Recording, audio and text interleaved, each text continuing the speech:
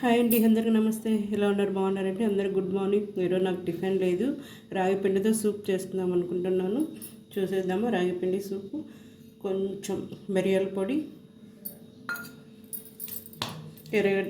Carrot సన్నగా cut చేసి పెట్టుకున్నాను, పచ్చిమిర్చి, అల్లము సన్నగా కట్ చేసి పెట్టేసుకున్నాను, తెల్లగడ్డలు ఇవి కూడా అంతే, సగం నిమ్మకాయ, ఒక కప్పు రాగి పిండి, ఎర్రగడ్డలు సన్న కట్ చేసి పెట్టేసుకున్నాను, కొంచెం కొత్తిమీర. ఫస్ట్ ఈ రాగిపిండి ఏం చేయాలి, దీంట్లో వేసుకుందాం.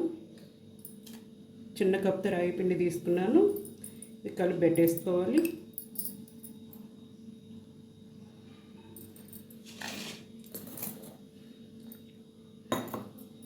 కొంచెం నీళ్ళేసి ఇట్లా కలిపి పెట్టేసుకుందాం పక్కన.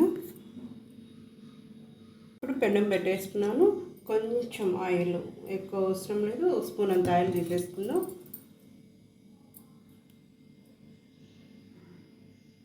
ఆయిల్ వేడైపోయింది. ఇప్పుడు అల్లం తీసేసుకున్నాను, తెల్లగడ్డలు, క్యారెట్, పచ్చిమిర్చి ఇవి కూడా వేసుకుందాం. ఇవి కొంచెం బాగా ఫ్రై కావాలి. ఫ్రై అయిపోయినాక ఎర్రగడ్డలు వేసేసుకుందాం.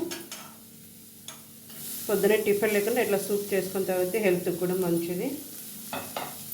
ఇది కొంచెం ఎక్కువ అవసరం లేదు, కొంచెం ఫ్రై అయిపోయినాయి. ఈ ఒక కప్పు రాగి పిండి తీసుకున్నాక 3 కప్పులు నీళ్ళు తీసేసుకుంటున్నాను.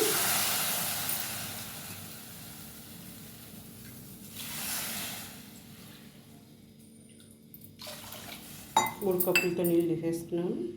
కొంచెం సాల్ట్. అప్పుడప్పుడు ఇలా సూప్ చేసుకొని తాగితే హెల్త్ కూడా మంచిదే కదా. సరే, నీళ్ళు అట్లా ఉడుకుతున్నాయి. కొంచెం జీలకర్ర ఇప్పుడు వేసేసుకొని, ఇప్పుడు రాగి పిండి నీళ్ళలో కలిపి పెట్టుకున్నాం కదా, ఇది కూడా వేసుకోవాలి.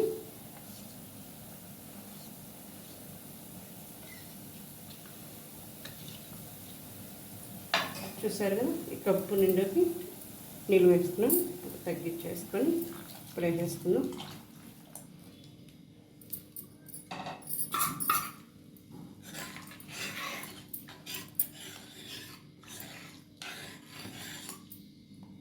కింద పొయ్యి సిమ్లో పెట్టేసుకొని ఇట్లా ఒక 5 నిమిషాలు చాలండి.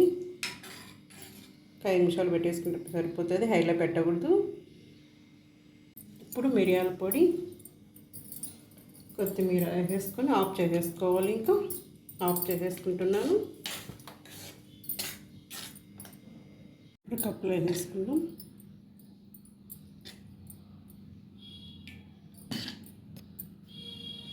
వేసుకొని పైన